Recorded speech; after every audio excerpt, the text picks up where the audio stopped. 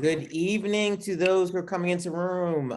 This is Citizens Committee for New York City, so you are in the right place. So excited about this borough huddle. There is no rain, no monsoon that's going to get in the way of us coming together for one another to make sure that we are talking about the issues and making sure that New York City thrives well beyond any pandemic, well beyond any trouble that we might have. So I am Dr. Rasan Harris, the CEO of the Citizens Committee for New York City. I'm really excited that you're here today. We are tremendously honored that we have the Borough President of Brooklyn, Antonio Reynoso, that is with us, sharing about what he's seeing in the borough, sharing about his vision for bringing New York City forward. My colleague, Dr. Leslie Branch, is going to help moderate and bring the critical issues that we're seeing from Citizens Committee and what we've seen from you about what's happening in the borough and across the city. And the goal today is really first and foremost to connect with one another, because together we're going to be undefeated, but apart, that's when the troubles can weigh us down. And number two, as we come together, we want to talk about what we're seeing, what our priorities are, and figuring out what we can do together to address some of the challenges and make sure that folks see us as part of the solution for bringing the city back. The borough president was elected the first Latino Brooklyn borough president, and we're excited that he's a native Brooklynite, that he was born and raised in South Williamsburg to Dominican immigrants. He's a family man, and you might see some of his family pop up on this Zoom because that's how we're rolling. And I just want to say thank you to the borough president, finding it not robbery to spend time with us, because Citizens Committee is really about connecting folks to one another, connecting folks to the local elected officials, because together we can change the world. So I'm going to pass it off to Dr. Leslie Branch, who is going to tell about the format for today. And again, thank you so much for being with us. All right, so thank you so very much for that, Dr. Rasan Harris. And again, our profound thanks to Borough President Antonio Reynoso for joining us for this community chat, our Borough Huddle. We're going to start off with a land acknowledgement. I think that is so important. And we celebrate this place called Lenape Haking, and we honor the indigenous people who first loved it and cared for it. We honor the current Lenape tribes and leaders who are still here, still connected to the land, who are still and always have been there stewarding the land, because it is important to show love. Why? Because it's the Brooklyn way. All right, so kicking us off, we're going to have a moderated conversation. I will ask Borough President Reynoso a couple of questions. He will answer. We will then have a few, we will have one of our grantee partners to tell a little bit of what she is doing and the amazing work that she is doing in community.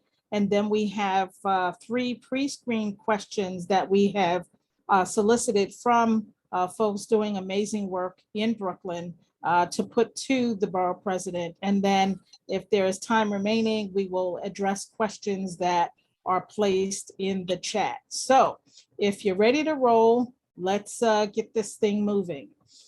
All right, so President Reynoso, the first question that I have for you is this. Broadly speaking, public safety is on the minds of New Yorkers.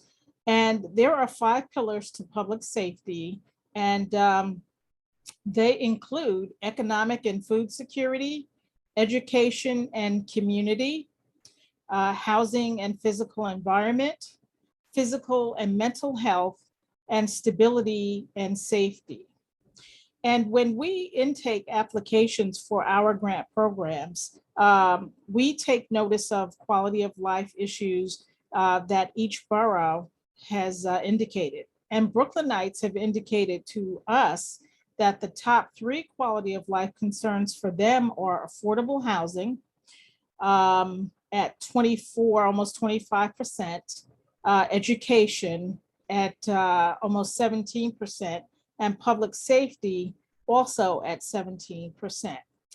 So the first question I have for you are, what are some concrete strategies that are being deployed to address these concerns? Thank you, Dr. Leslie, and thank you to Dr. Harris as well. I'm so happy to be here with Citizens Committee for New York City. I know the amazing work that you do. I actually got a grant when I was 22 years old from Citizens Committee for a abandoned garden. Well, it was just abandoned lot that we turned into a beautiful garden, and it's still running today independently. So I just want to say thank you for that initial support when I was just regular Antonio Reynoso on the block. So I just want to thank you for that. Also, public safety. Public safety. I think that the first thing I want to talk about is just how we describe or how we ascribe to public safety and what we think it means versus what it actually means. So I'm going to start off by asking, or kind of rhetorically asking, what is the safest neighborhoods in the city of New York? The safest neighborhoods in the city of New York have the least amount of cops than anywhere else in the city of New York. The safest neighborhoods have the least amount of cops, but they have the best affordable housing, or the best housing, the best educational access, best transportation access, best park access, physical space, daycares, restaurants, green markets, or places where you can get green vegetables and so forth, food security. These are all the symptoms that exist in safe neighborhoods. And it seems like the only thing we've moved to is police in many cases. And I think what I'm doing now, and what I know I'm doing now, is focusing on all the symptoms that make us neighborhood safe. And that means that I'm not focused on the police side of it. And I'm not saying we don't need police. I'm just saying that if we center police around our public safety, we will never be safe. We need to be centering us around everything else. So you talked about the other two issues that are highlighted as a top priority for people's quality of life, which are affordable housing at about 25% and education at about 17%. And I think those are foundational pieces for how we in Borough Hall are addressing public safety in large. First, it's affordable housing, and having a very serious conversation with folks in Brooklyn that we've had almost 500,000 people move into the city of New York over the last 10 years, and have had less than half of that in built spaces or housing for those people. So we are expanding jobs and opportunities in New York without expanding the housing in which those people would come into. What I think we need to be focused on is building more housing and doing it in a more equitable way, so that affluent neighborhoods that tend to be white are not exempt from being part of the greater good in the development of housing. I also think that integration and the diversity would actually help support public safety throughout the city of New York, but especially in Brooklyn. Can you imagine the diversity of a neighborhood that is predominantly white being introduced to Asian cultures, Black cultures, Caribbean cultures, and so forth?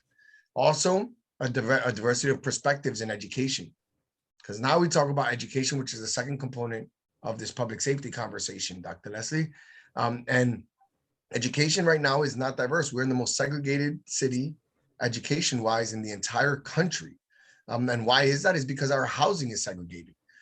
We live in segregated communities, and naturally, when you go to those schools, they'll be segregated. So it is an indirect, casualty of our segregation at our housing stock. So with this idea of building housing everywhere for everyone, we will start seeing more diversity in our schools and start expanding what I call educational diversity. You know, one group of people and how one group of people learn is different from how other groups of people learn. And being able to interact and show each other that, we can really grow. I'm just going to use one story and then get back to the questions and answers, because I don't want this to be a lecture. I was introduced to a private school when I went to high school. And in my middle school, if you're smart, you can tell people you were smart. You can raise your hand to answer any questions. You only get called upon, but you never proactively raise your hand if you know the answer to a question, because it wasn't cool where I was from, being smart, or at least being outwardly smart. When I went to this private school, The coolest kids were also the kids that were answering all the questions. They were raising their hands and being proactive. It was the first time I was introduced to like that educational style. And it's like, oh, you could raise your hand if you know the answer. You won't get bullied. You won't get picked on. If anything, it'll be celebrated. The educational diversity really gave me an opportunity to really be more aggressive and proactive about how I was engaging in a classroom. So when I talk about diversity, it comes from different cultures, socioeconomic status, and so forth. And I think there's a lot of value in that. Those are two proponents that I am now pushing in an effort to start talking about public safety in a different way that is not police related. Mm. That is so awesome. Thank you for that. Thank you. I really love the comprehensiveness and how you tied all three of those threads together with regard to the top three quality of life issues that our data turned up. So my next question for you stems from the words that you said in terms of the greater good. So there is much to be said for the power of the collective. Yes. And there are many wonderful grassroots community leaders working in their Brooklyn communities and neighborhoods. You even indicated at the tender age of 22, you were one of them. Yes. And they're doing the work to address the quality of life issues and to mitigate their negative impacts. So my next question is, how can Brooklynites partner with your office to scale up their work to have a greater impact? All right. So a bit more history. When I came out of college, I joined an organization called Acorns, which is now known as NYCC, or New York Communities for Change. And it was my first job out of college because Barack Obama told me to go out there and change the world and become an organizer, which is what he was. So that's how I inserted myself into the general public and just civic life in general, and just trying my best to contribute to the greater good. One thing that I would say is the impact that had on me is the power of organizing and how effective it was. We were talking about what I thought at that time were some outlandish, ridiculous goals that we would never reach, and that we would figure out a way through organizing to get halfway to those goals. And I'll talk about one of those things, which was the minimum wage. We started when I was about 23 years old, asking for $15 an hour. And the whole MO internally is, hey, we just really want $12.50, but we got to go for 15 to get there. Through organizing, the $15 an hour became real. And we actually achieved that goal here in New York City. It was then that I saw the impact of organizing and the power of this collective that you're talking about, Dr. Leslie. That if we come together and we organize for something, there's very little negotiation or settling that we have to do in an effort to just get what is owed to us or what is deserving of us. So I want to say first that the power of organizing in the collective is strong. It is very strong. It's the only way change actually happens. When it comes to being able to work with my office. So we're doing a couple of things right now, and then we're always looking for folks to help us. One example is right now, Coney Island has several housing developments that have no gas. So these folks are eating out of a hot plate, what they call a hot plate, which means you can only cook like one meal at a time. Can you imagine doing the rice, but having to wait for the rice to completely finish before you can start on your potatoes or on your meat or on your vegetables? You just can't. There's no way that you can, but it's very difficult. What we've been doing is we were working with this Muslim-run organization that is helping us with hot meals 3 times a week to this housing development so that they can at least have some hot meals that they can get for free in Coney Island. The reason I say this is because I've run out of funding to be able to push this type of effort.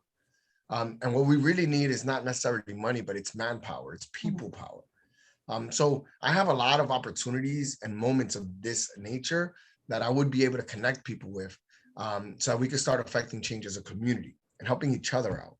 So what I want to do, Dr. Leslie, if I can, is I'm going to leave you with my information here. And what I need to do more so than being able to tell you where I think I can fit you in is you let me know what it is you love. Is it environmental justice and work you're doing in greening spaces? Is this civic engagement and teaching people how to vote or in register to vote? Are you cleaning your block up? I would like to know, like, what is it that the folks sitting around CC are doing? And then I figure out a way to include them. So I can't help you without knowing what it is that you're doing, But I will say this again, I just want to get back to the beginning. Organizing works. There's strength in numbers. The collective is absolutely critical for neighborhoods that look like ours in its sustainability and long-term survival. So that is just awesome, and I'm all excited. So to all of you who are logged on, the clarion call has gone out. Yes. And so now this brings me to the third and the final question that I have for you, BP Reynoso. You said that the impetus for you was organizing, right? Barack Obama, started out as an organizer, and he moved from an organizer to an elected, right? Yes. And that seems to be the path that you followed as well. So there are Citizens NYC grantee winners who have gone on to elected or appointed offices, and who are leaders in New York City agencies. And so the question for you is, what is your why for public office? And what advice would you give to those thinking about elected or appointed office? Yeah. If you're, so for me, it's a very personal story, and I feel like everybody's way to get to where they are is individual. And I also want to be clear that you got to be very careful on how you judge anyone, because you don't know where they came from or how hard they work to get to where they are. And being very mindful, like when folks are making decisions and are opening up about, why they are where they are, whether or not you disagree with them is one thing, but how they got there was probably a struggle. What I would say is that my community knew who I was. I was born and raised in the south side of Williamsburg. Everyone knows me here. So if I was causing ruckus when I was 8 years old, or playing basketball too loud when I was 12, or if I stole a quart of juice from the bodega, everybody was going to remember every single thing that I did in that neighborhood. So there's nobody that knew me better than my community.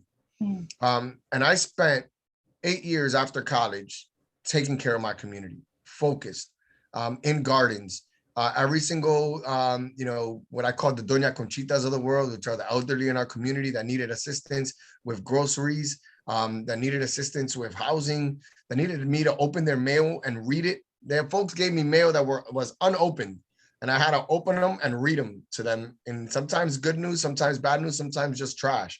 But I was always present. I was everywhere. I showed up long before I wanted to be an elected official. When the opportunity came to run for office, and I threw my first event where I wasn't expecting a lot of folks, over 200 people came to tell me that they thought I could be their leader. And that's very important, because you don't choose yourself. Your community chooses you, right? Like, that's very important. And if you choose yourself, it's going to be an uphill battle the whole time. When the community chooses you, the volunteers come out, the funding comes in, the fundraising and all that stuff starts happening more naturally, and it isn't a burden per se. And campaigning is actually fun. And then you're out there just reintroducing yourself to your community. So I would say that the important thing is that do the work. Don't disappear, work 9 to 5, and think because you have policy chops or because you have these great ideas that you can be the person.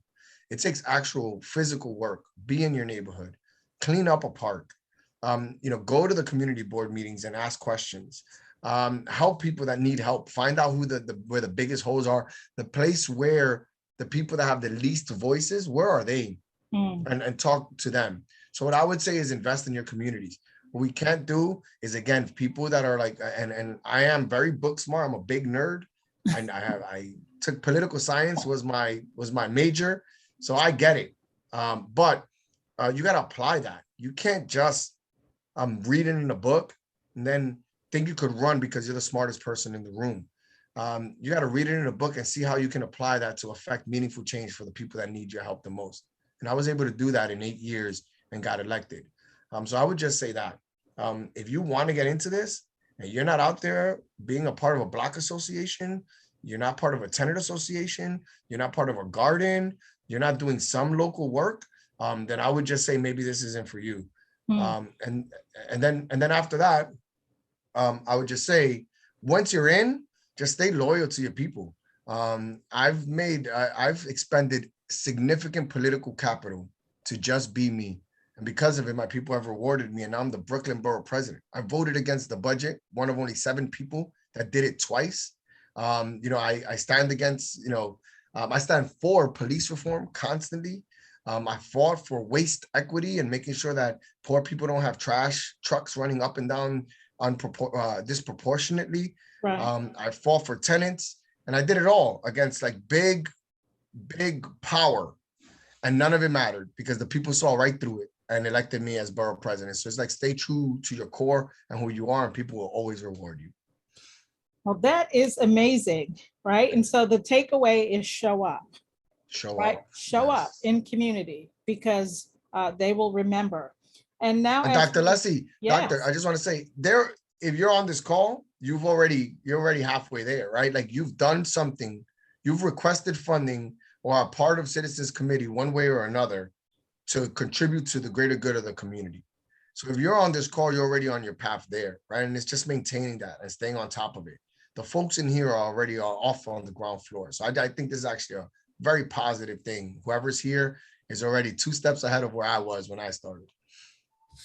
Awesome. So in the spirit of showing up, we are now going to highlight one of our amazing grantee partners in the person of Deborah Scott, who is going to share with us the work that she and her group are doing in community, showing up and just rolling up their sleeves and getting the work done.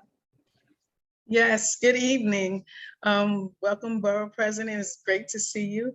My name is Deborah Scott. I'd like to thank you for affording me the opportunity to be here with you this evening. I'm a Latina Afro-American woman born and raised in Harlem. I've had the pleasure to working in the Board of Ed for over 30 years.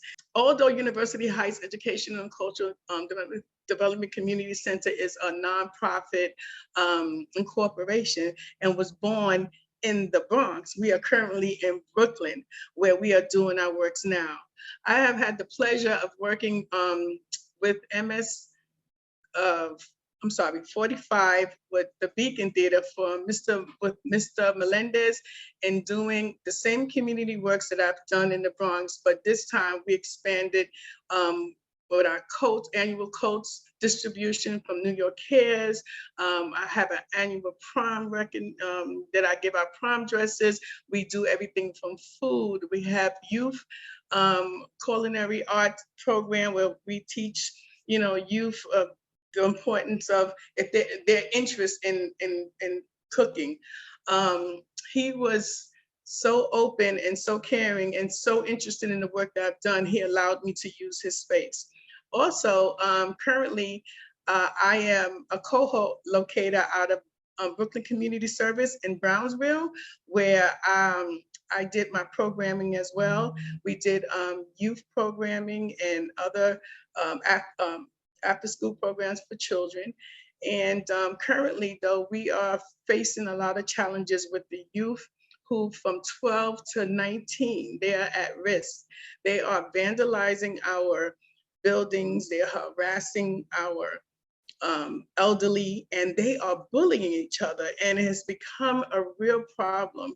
Currently, the director there, who is Ms. Martina Cerrucci, has been collaborating with the 73rd Precinct to face those challenges, and along with her, I collaborate via Zoom or sometimes in person as well. Another challenge that we have, where in the community that I live, because as a grassroots organizer, you never stop doing what you do. I'm currently in Greenpoint, where we have a new heart. It's like a whole, well, the area here was basically factories, and we have factories that was built. This particular factory, New Heart & Co., was built in the 1930s, closed down in the 1960s, and is currently, it closed down due to toxic fumes seeping through our waters, actually the soil, and now we're concerned about it's seeping through our water and the environment as well. So myself, a bunch of residents in the community, along with Community Board 5, the Department of Health, the Department of Environmental Protection, is meeting monthly about those issues. And lastly is my Sharon's with Youth Enrichment Program. The youth ages from 18 to 24 are in dire need of mental health services. We have been constantly meeting in regards to, they've been depressed, they've been reaching out for help, they've been suicidal, they've been killing each other, and they have been in need to talk. The good thing about our Sharon's Wish Youth program, Youth Enrichment Program, is that it's peer-to-peer. So they in a non-judgment zone, and they are with each other discussing the issues that arise. This to me is so important. And without the support of Citizens Advice Committee and Citizens Committee of New York, this wouldn't be possible to have different programs to help grassroots organization like mine. They have funded us and helped us to provide the little things, just the little things, whether it's something for them to eat, T-shirts, whatever we need, they have been there to support us. And another thing I would like to recognize, Borough President Reynoso, your office was the office at One Brooklyn Fund that also got Sharon's Wish off the map. I used to write them like all the time in regards to assisting us in getting this program up and going. And you were the first one to give us funding to present her children with a plaque in her honor for the work she have done. Those of you are not familiar with Sharon's Wish, she was a friend of and sister of mine that I grew up with as a young child, who was in charge of my youth program. She was the go-to person. She walked them home at night after programs. She walked them home at nights after play streets. She walked them home at nights from trips that we were on. And she passed away in the late 90s from cancer and left her 5 children. So your office gave me an opportunity to recognize all of her efforts and all of her works that she had done for my program during that time, and I want to thank you as well. So once again, I just want to say I want to thank Citizens Committee of New York for their support. They have been phenomenal, not only in this program. I had a prior program for the Healthy Heart during COVID for seniors, where they gave me funding, and I was able to do everything from movement classes, crocheting classes. And before that, I had something called Building Bridges, where I connected the youth to the local businesses, like the barbershops and the clothing stores, so they can get, some of them had a sense of they want to be their own boss. And so I just wanted to thank them and thank you for your support for grassroots organizing, because oftentimes we don't get recognized for the work that we do, even though we do it in a smaller place, but we do it just as big as the bigger ones do when they have all the funding. So it has been a pleasure of mine. So I just want to take this opportunity and say thank you so much. And I just look forward to continuing on support with Citizen Committee of New York for future projects. And thank you. All right, so we thank you for that, Deborah. Amazing work that you're doing in community. And we're eternally grateful to all of the sacrifices that you have made and are making. So now we're going to pivot in the last remaining moments that we have for our huddle to the 3 folks who we've selected to ask pre-screened questions.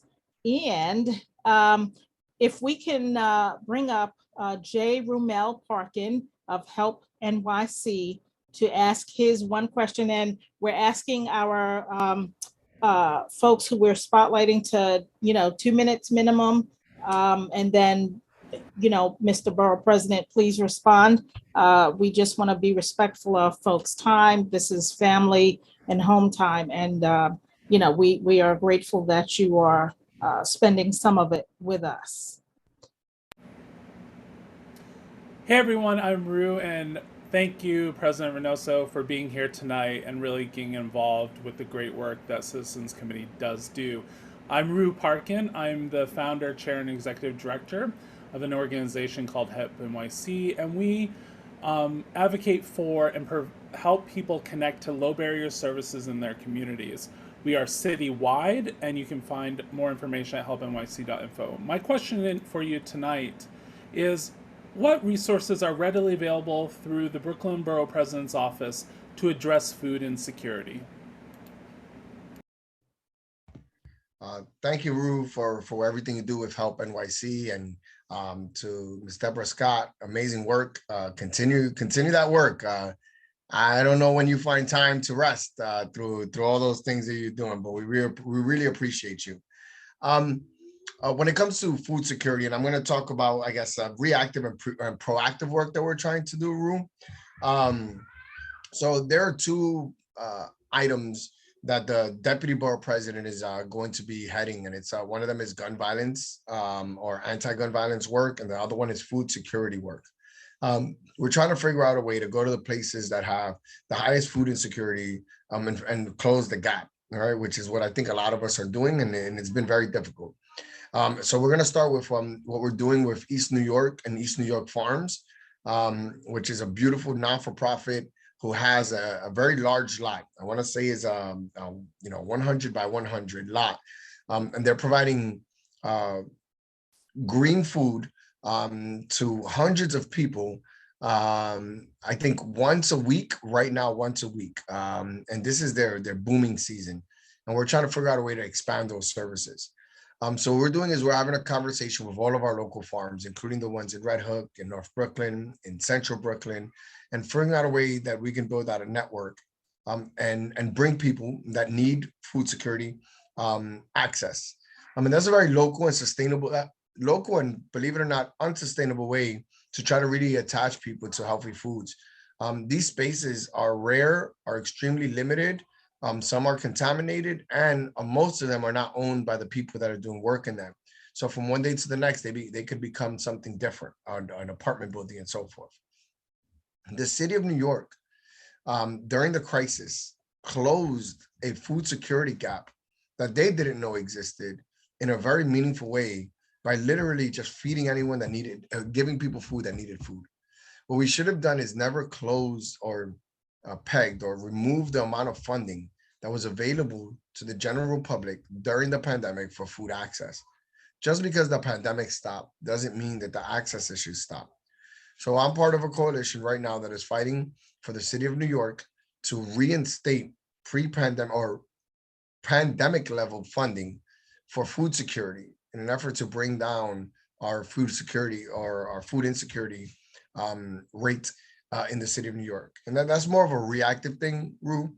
Long term, I've been in the office for 6 months, and we're going to put forth like a task force or a group of people that know about this a lot better than I do, to be able to give us recommendations on exactly how they think we can close the gap on food security.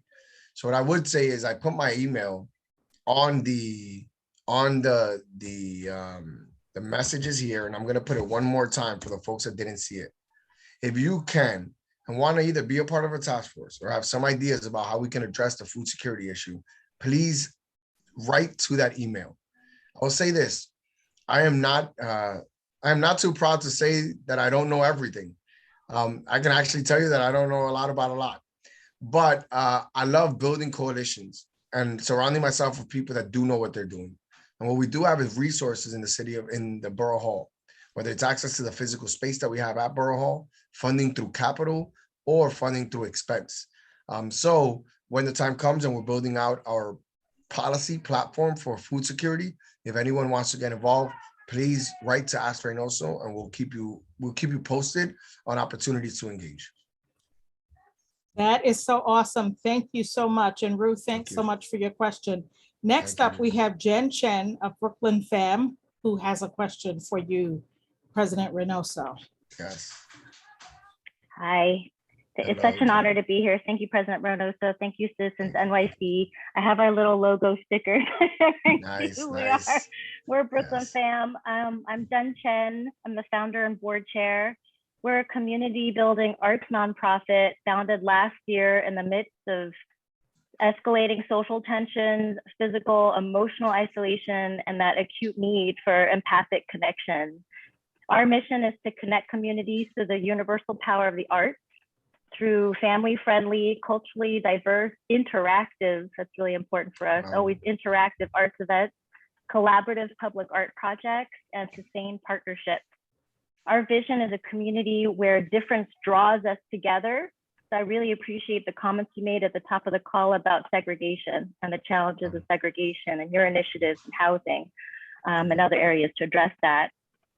Our programming this year in particular focuses on bringing together Brooklyn Black and Asian diasporas. And we're in there, we're rolling up the sleeves doing the work. We're excited to be involved with borough-wide diversity and access-driven initiatives. So our question for you tonight is, what opportunities is the borough offering for our diverse sub-communities to connect and collaborate? Jen, so again, great work, Jen. Like this is my first time hearing about your organization, and what you're doing is remarkable and it's very unique. This is the first time I've heard of this like collaboration in an effort to get communities to like understand each other and build.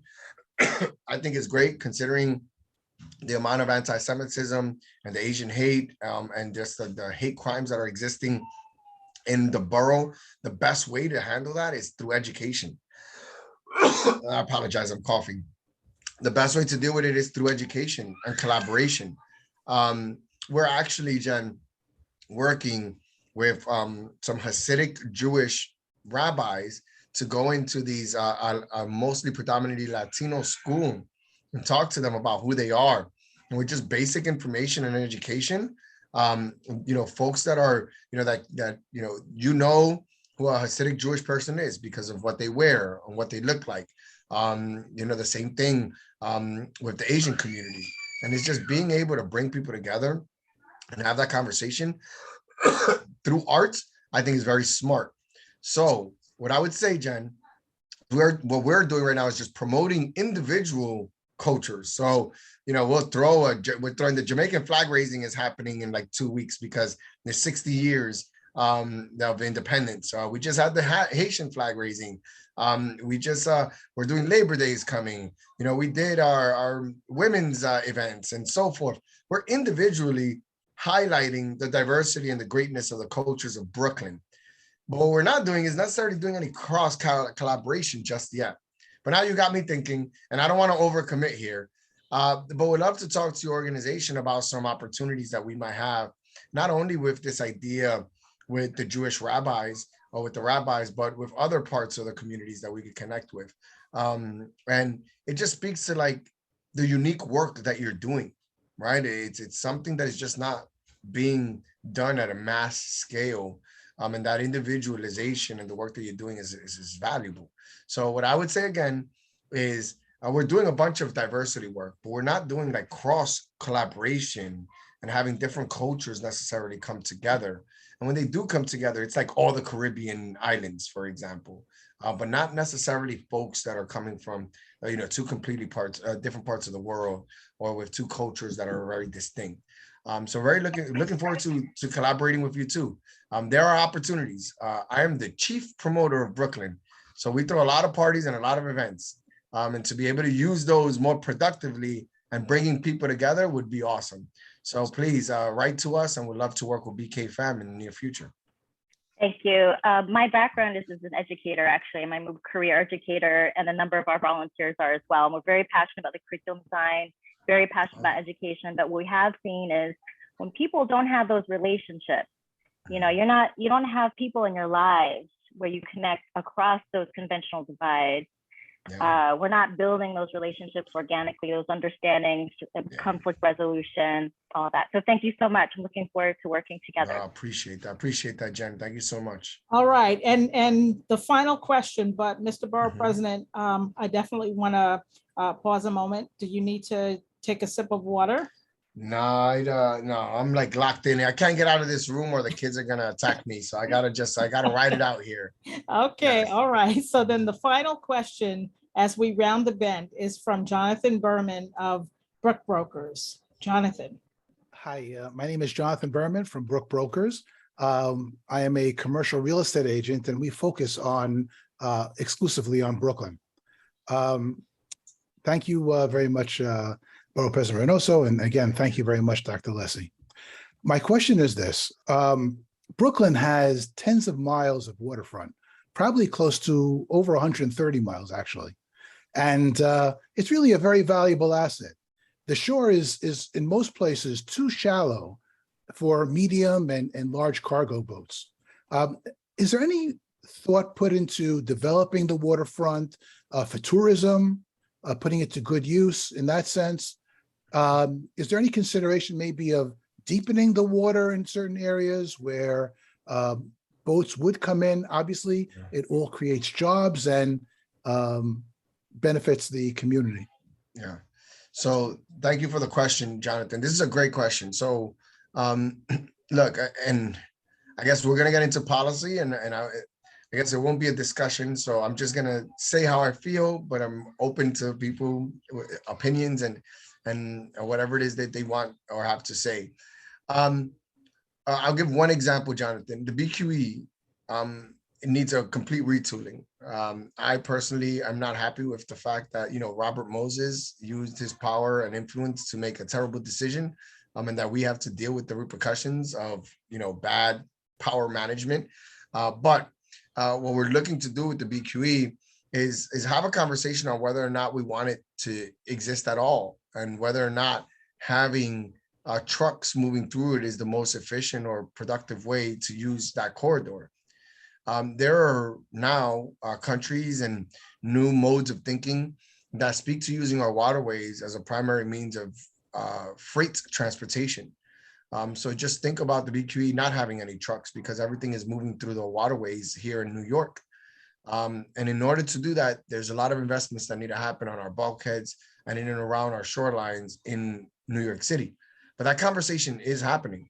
We're already talking to the likes of DHL and FedEx, who are looking to use the waterways as the primary means to move their products or their clients' products through New York City instead of using the BQE or any highways in the city of New York. So we want to have a more functioning waterway or functioning waterways in our city, and we're already working towards that. We've had conversations with Governor Kathy Hochul and her Catherine Garcia, who used to be the sanitation commissioner, who's now leading like her infrastructure work, on talking about a long-term plan for the moving away from the reliance of these 18-wheelers and these large vehicles in our communities when we have things like waterways. So there is a conversation, Jonathan. Now, you're saying that it's not deep enough in some places. We've actually found in the Navy Yard, in places in and around Red Hook, in Far Rockaway, and in and around Brooklyn, that it is deep enough and that we can have access to it in a meaningful way. When you talk about tourism, the ferry system continues to expand in the city of New York. Right now, it's overly subsidized, and we need to talk about equity in that as well. But when our waterways are starting to be used in a real meaningful way, and they're getting cleaner. So I think we're moving in that direction, and that in 10 years, what we're going to see on our waterways is going to be unimaginable. So yeah, we are doing work on that already, Jonathan. Thank you very much, Borough President. Thank you so much. All right, so thank you everyone for huddling with us tonight. Thank you for the wonderful questions. Thank you for the engagement. A huge thanks to you, Borough President Reynoso, for taking time from your busy schedule to meet with your constituents to hear what's on their heart. Definitely want to put a plug in for Citizens NYC's Impact Summit that is happening on October 19th.